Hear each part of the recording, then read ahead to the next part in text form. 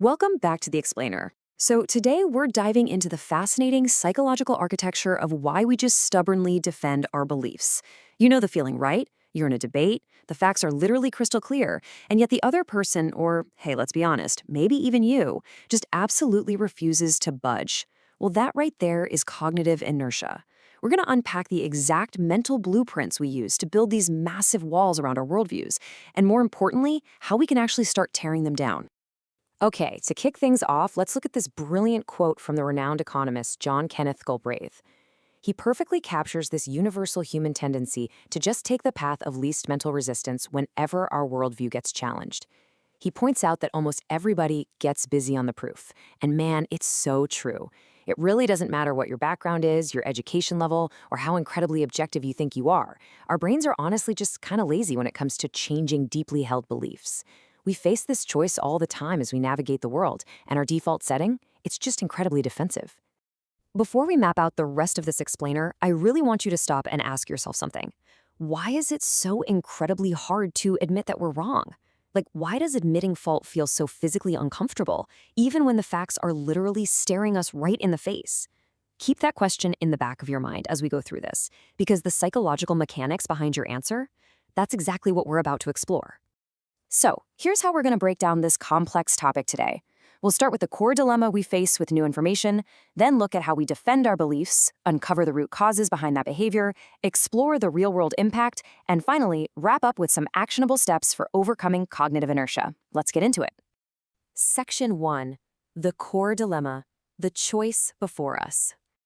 Let's look at that crucial fork in the road we all hit when we're exposed to challenging information.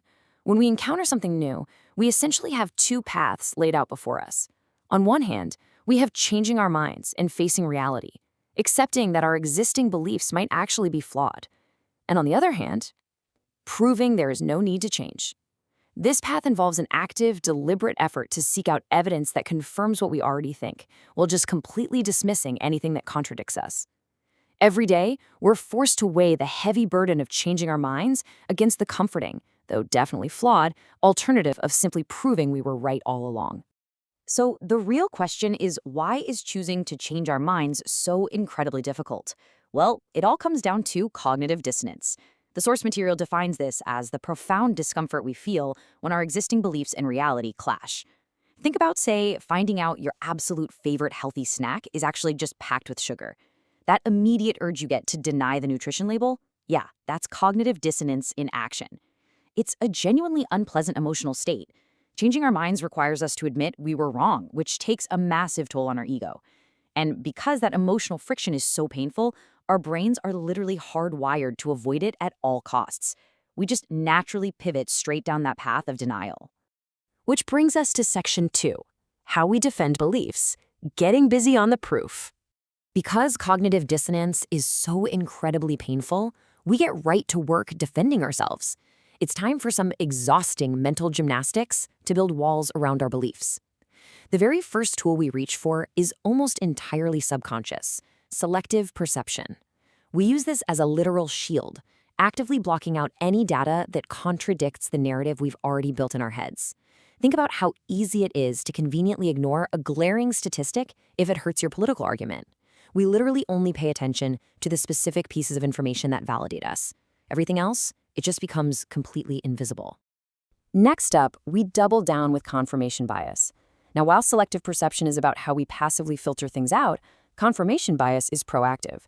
We don't just ignore the bad stuff. We actively go hunting for a comforting echo chamber.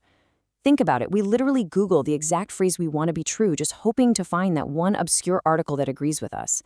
We desperately want to be told exactly what we want to hear, so we seek out the voices and the data that reinforce our pre-existing views.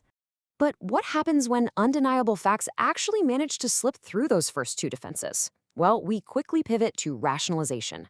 We invent these very clever, logical-sounding explanations to keep our worldview totally intact. Now, the reasoning might be completely faulty, but to us, in that specific moment, it sounds absolutely brilliant. Honestly, you almost have to be impressed by how creative the human brain gets when it's making up excuses. We construct these elaborate justifications for one simple reason: to avoid feeling that painful sting of cognitive dissonance. And if all else fails, we bring out the heaviest artillery: Flat-out denial and attack. We just refuse the evidence entirely. We look right at the facts and say, nope, not true. And then comes the classic shoot the messenger dynamic. When the data is absolutely bulletproof, we just attack the person presenting it. Suddenly, it's no longer about the reality of the data. The whole thing becomes about discrediting the individual who dared to bring us the facts in the first place. Moving on to Section 3, the root causes, why we built the fortress. It is absolutely vital to understand the deep psychological drivers that force us to act this way. Because look, we aren't doing this just for the fun of being stubborn. Our intellect is basically being held hostage by 4 really powerful forces. First up, ego protection. Our egos treat a changed mind like a personal failure because our beliefs are so deeply tied to our sense of identity. Then there's social pressure. We're terrified our friends or peers will judge or ostracize us if we suddenly change our stance. Third is the sunk cost fallacy. Literally, nobody wants to admit they just wasted 5 years believing the wrong thing. And finally, pure emotional attachment. Many of our beliefs are woven into our deepest feelings, and altering them causes severe emotional distress. When you look at these 4 drivers together, it becomes incredibly clear why getting busy on the proof is always the easier option. Section 4, the real-world impact, the cost of stubbornness. So why does all of this internal architecture actually matter to society at large? Well, the ripple effect of cognitive inertia is massive, and it impacts pretty much every single layer of our world. On an individual level, it completely freezes personal growth and our ability to adapt. But on a societal level, it drives intense political polarization and societal gridlock. I mean, this isn't just theory. This is exactly why families have those screaming arguments at Thanksgiving and why our political systems can feel so hopelessly broken. People become completely entrenched in their beliefs. It destroys personal relationships because we become completely unable to see another person's point of view. And remarkably, it even slows down scientific advancement. Researchers are human too, and this cognitive inertia can cause them to cling to established theories even when they're staring down contradictory evidence. Finally, Section 5. Overcoming cognitive inertia, breaking the cycle. Fortunately, the source material doesn't just leave us hanging with the problem. It offers an incredibly empowering blueprint to stop getting busy on the proof and start actually dismantling our biases. Step 1 is cultivating intellectual humility. That means having the guts to just say, hey, I might actually be wrong. From there, Step 2 is practicing critical thinking, which really just means learning to spot your own cognitive biases in real time and evaluating things objectively. Step 3, embrace uncertainty. You have to be willing to accept the unknown as your beliefs naturally evolve. Step 4 requires us to intentionally seek out diverse perspectives and actually listen to opposing views, rather than hiding in our comfortable echo chambers. And lastly, Step 5, be open to feedback. Genuinely consider others' opinions without instantly throwing up your defensive shields.